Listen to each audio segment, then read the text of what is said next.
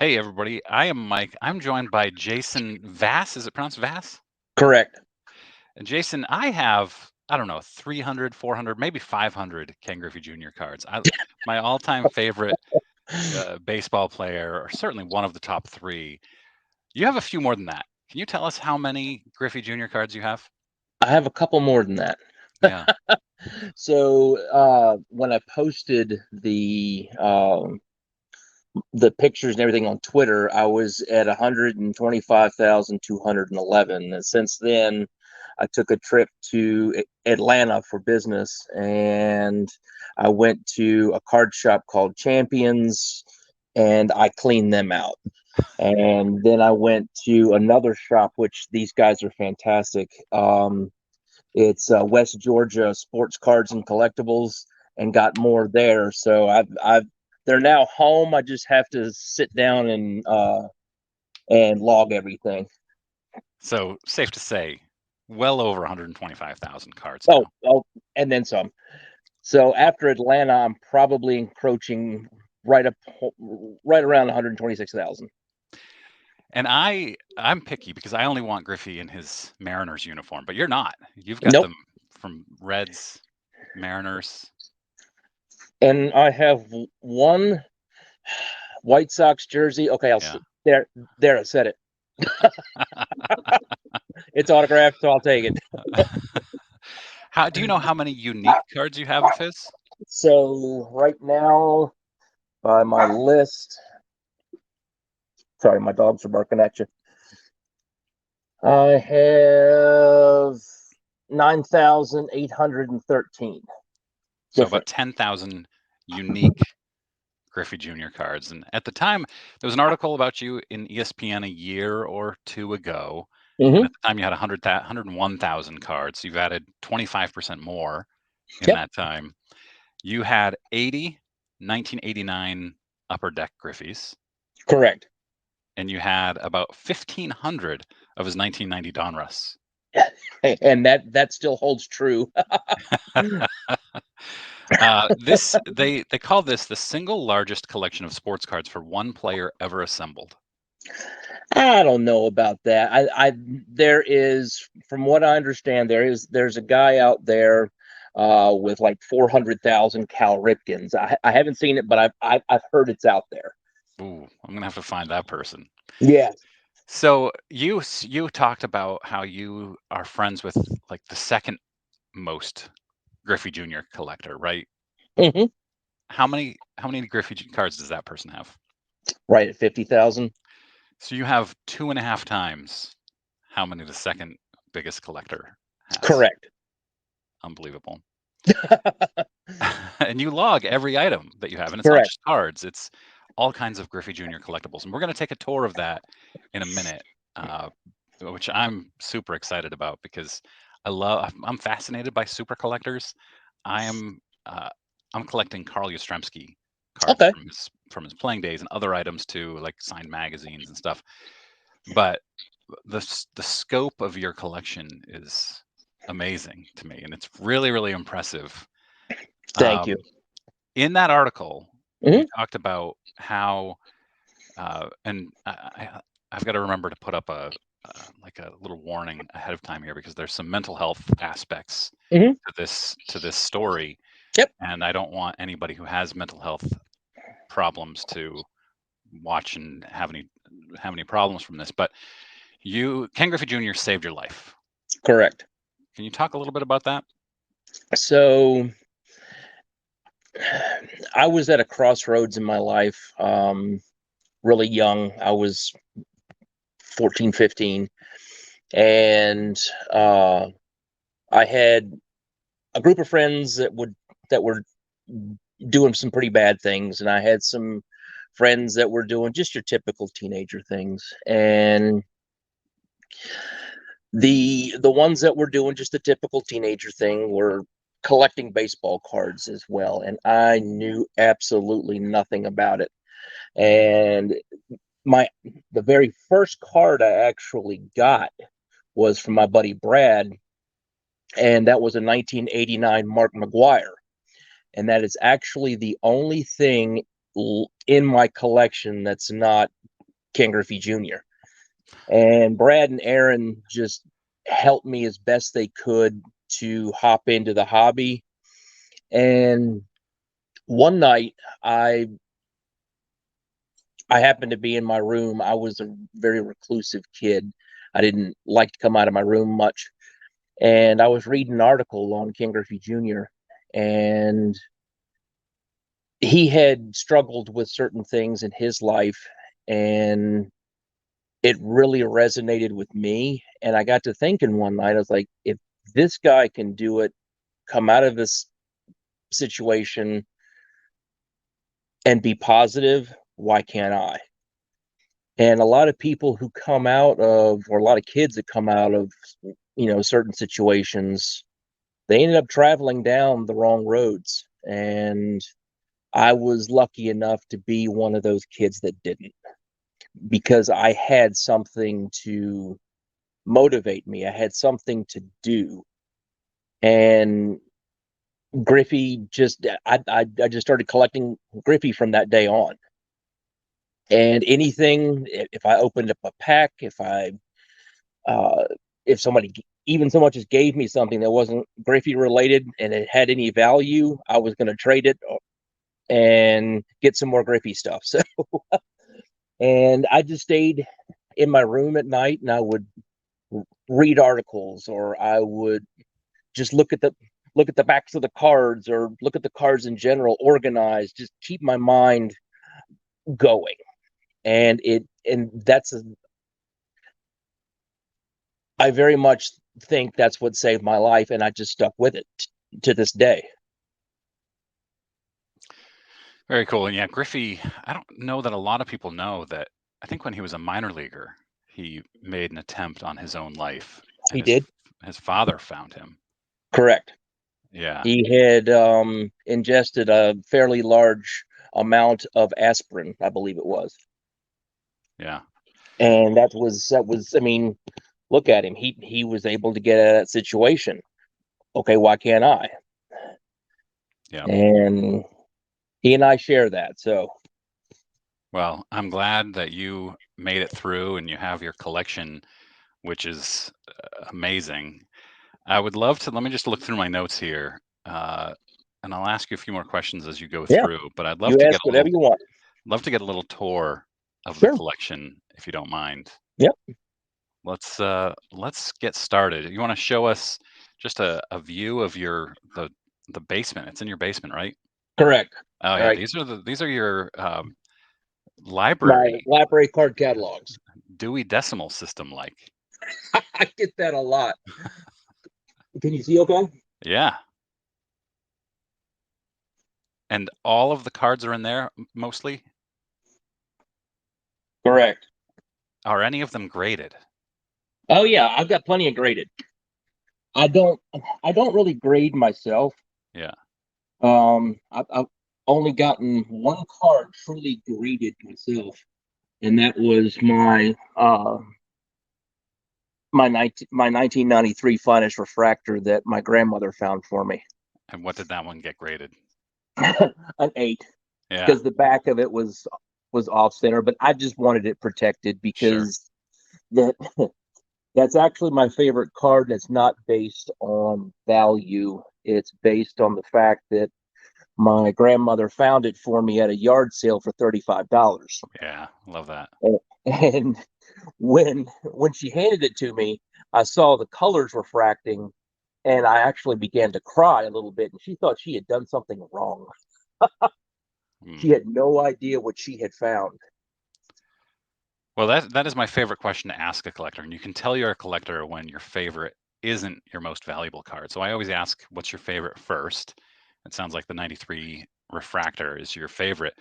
What is your most valuable? Look at all those. What's your most valuable Griffey, if you know? So my um my Mantle Griffey Oh, 3 card set. yeah. Oh, there they are right there. Yep. So are all three of those signed by both of them? No, so the set is one signed by Mantle, Yeah. one signed by Griffey, and then one signed by both. Yeah, that's what I figured. And I have so many that people ask me why I don't uh, show off. And for me, what I show off the cards that are my favorite. It's not really based on value. Yeah. And these are most of my PSA 10s in the back. Can you see that okay? Yeah. Amazing. Absolutely amazing. And this is everybody's favorite item.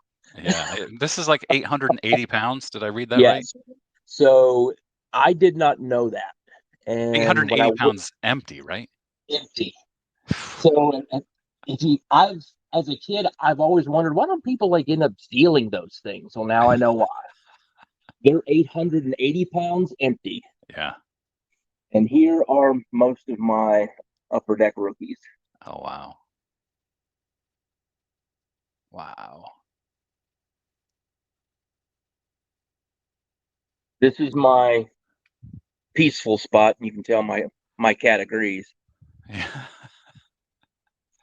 My cat is also sleeping on the floor next to me right now. I usually have one of my dash hounds down here. This is unbelievable. So I mean, for me, I don't handle problems in life sometimes like most people do. So if I'm having a bad day or if my day was tough at work, I'll come home and I'll log Hmm. stuff just to get it out of my head, just to calm my thoughts a little bit, and it really does help. So is that, you said that's your favorite non-card is the Pepsi case? Yes. So the funny story about this is at the height of COVID, I wasn't allowed to fly for my company, and uh, my favorite programmer we have, Mike Havner, he and I had to drive from Virginia all the way to Fruitland, Idaho. And Oh my that was a gosh. 4-day trip. That Mhm. it was absolutely fantastic. I'm not going to lie. But all the way out there, I was talking to a guy in Atlanta that I found on Facebook who had this faceplate. And I just reached out and I said, "Hey, would you sell this?" He said, "Absolutely." But the problem is it's housed in Cincinnati. Mm. So I looked at Mike and I said, "Hey, on the way home, you want to make a detour?" So we made a detour into Ohio to pick up the faceplate. Now, these things are rare. And my wife told me, "Yeah, if you ever find one of those, I'll get you the drink machine." Wow. I came home with it and she looked at me and she just had this look of, "Oh God." So she Regret. actually found me one in Raleigh, North Carolina. So I had to then borrow my dad's truck, drive to Raleigh, North Carolina, and pick up the actual machine. When I get there, these two guys, I mean, they are big boys. They roll it to the back of my truck and they tilt it onto it and looked at me and said, "When you get home, you're going to need 2 or 3 more people."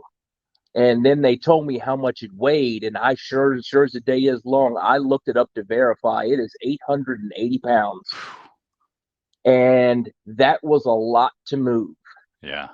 Thank goodness the guy who does our vending at my office, Mike and I are now good friends because of this thing. He when I moved this the second time, he came over with these little dollies and was able to move it around like it's nothing.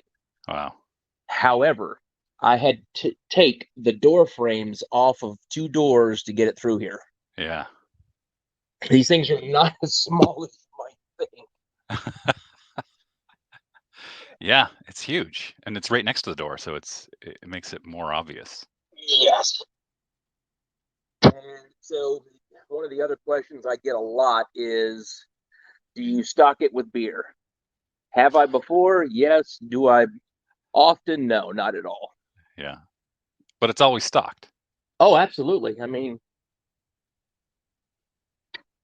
there you go. Thanks.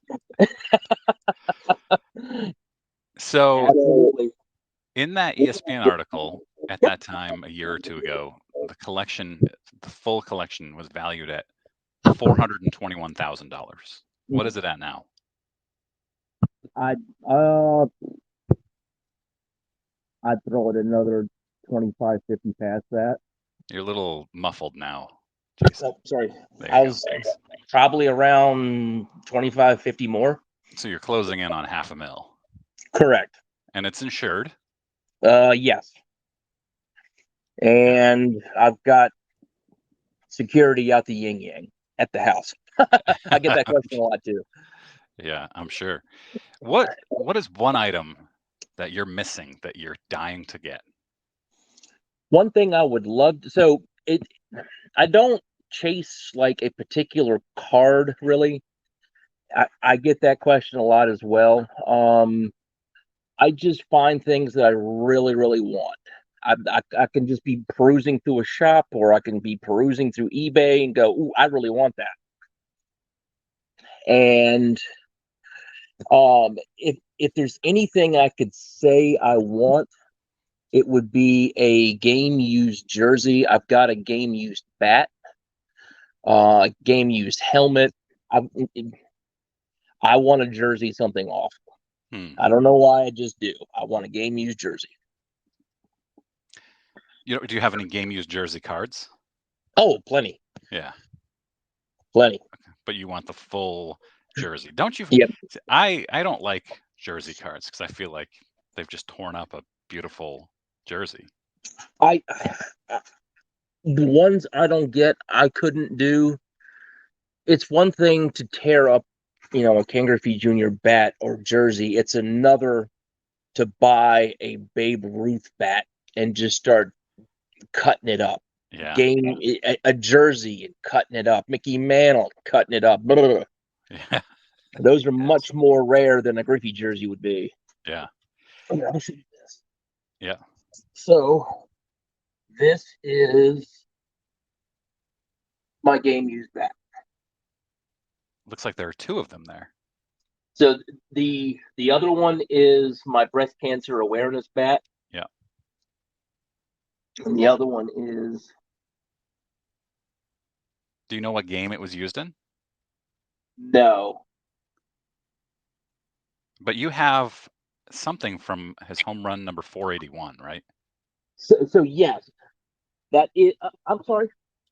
I'm thinking the pink bat. No, the actual game used bat is home run number 481, Yeah, and that's PSA DNA. that's pretty cool. It's got all the documentation to it.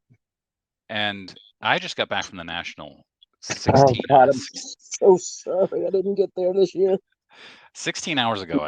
I'm exhausted. I bet you are. How many have you been to? So 3 so far. Okay, but you didn't make it this year. No, I'm helping my daughter move this weekend. Yeah, you'll be in Cleveland next year for the National. Absolutely. I'd love to meet up and give you any of my Reds Griffey Jr. cards. Absolutely. So this hobby has brought me a plethora of friends and all kinds of just tiny opportunities like this, and I've really loved meeting all these new folks, and it's absolutely meant the world. Each year we have a kind of a meet and greet for two of our pages, our Facebook pages for Griffey collectors. We try to meet at the National and hang out for a bit and talk, and it's absolutely wonderful to meet the guys, but also to see the ones that you've met through the years. My buddy Jeff, who's from Salt Lake in Denver, he and I met being able to travel so much for work and him being in the two areas I travel to the most. You're muffled again, Jason. Oh, sorry, buddy.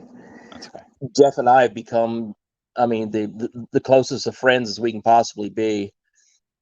So meeting all these folks and just making new friends, it's really what this hobby was built on. Friendships and trading. It's not so much money, it's let's trade cards, let's make friendships. This hobby just it just brings a heck of a lot of joy to a lot of us, you know.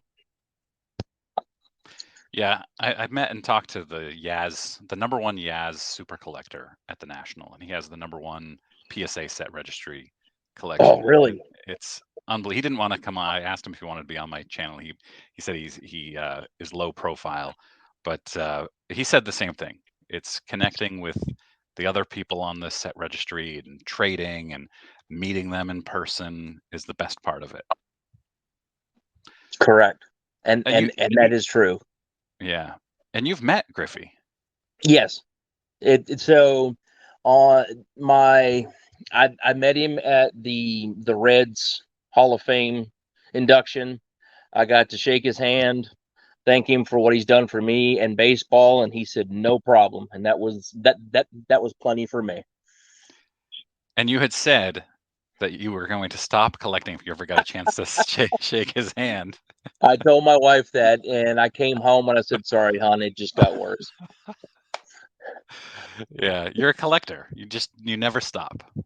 Once your Yeah, collection is done, there's more to collect. my collection will probably be done right at my deathbed, Yeah, yeah. What and is bless what? my wife's heart, she's as supportive as she can possibly be. That's awesome. Mine is too. That's great. One last question for you. Yeah. What is the oddest or strangest thing in your collection? Oddest thing. Oh, you talked Uh, about in the article. You talked about Griffey Jr. custom suits. What's that? yes, I have two custom suits that I got from a girl in Orlando, Florida, and they are sitting in two boxes. And when Ryan Hawkinsmith, who did the article, when he came, it was the first time I had actually ever busted them out of the boxes. And of course, they're wrinkled. I mean, wrinkled terribly from being in the boxes. And everybody, keeps saying, you should display those, get a mannequin. And I'm thinking, that just seems so weird to me. Come downstairs and there's two mannequins, with suits on. Nah, come on. It's hilarious. You've got a great sense of humor about it too. Yeah, I just can't see doing it. So where Tried are to they? Are do they in the closet now? it. So they're in my grandmother's chest right here. Yeah. If you see that? No, that's Yep. not. Yep. Okay. Yeah, they're in my grandmother's chest, still in the boxes that they came in. Hmm. They're now opened, but they're still in the boxes they came in. Ryan, bless his heart, he was as humorous about it as I was, and he said the same thing. You got to display them. I'm like, no, I just can't do it. Now folding, ironing them out and folding them up and putting them on a shelf, in one of the display cases, maybe. But putting them on mannequins, that's a little bit creepy. You know, there's enough people that are like, this is really weird. What's wrong with you? No, yeah, you put some mannequins into it, and then people are going to really start questioning my sanity a little bit. Well, you've got 125,000 cards. Yep. What's the breaking point? Is it the suits? So there is a guy who kept heckling Griffey one night, And Griffey disappeared into the locker room, came back out at the end of the game, and threw his jock strap at a guy. And you can find that on Google all day long. And I share that with people, and they're like, "You would have it?" I said, "Oh no, I wouldn't either." So yeah, I mean, the suits is probably the breaking point there. I'm not gonna get all weird on people. Yeah. Well, here's my favorite card that I picked up at the National. It's the Griffey Yeah. Upper Deck autographed. Yes. Good stuff, my good Yeah. friend. Yeah. And I have the Griffey 89 Donruss autographed Sweet. as well. So going for the rookie set, which is bigger than people think, because you got the Yes. mother's cookies and all kinds of it's a big set. I'm not going to go for all of them autographed, but the score, the tops traded, Mhm. um, the rookies, Donruss the rookies Yep. autographed. So You got I'll get two. the tops update. Yeah. Got the Fleer. Now, what about the minor league? I have some of the minor leagues cards, but not autographed. I would love to, but I have to focus, Jason. Welcome to my world. Focus, focus. I can't do it. So where can people find you? So I've really started to pick up on Twitter, and that's Griffey Super, and Instagram. I haven't used that too much. Facebook, you can just find me at just Jason Vass. But you do a lot on Twitter. It's I do now. at Griffey Super on Twitter. Correct. And And that's how I discovered you. Somebody shared your post from a week or so ago, and I was like, "Oh man, I got to have this guy on."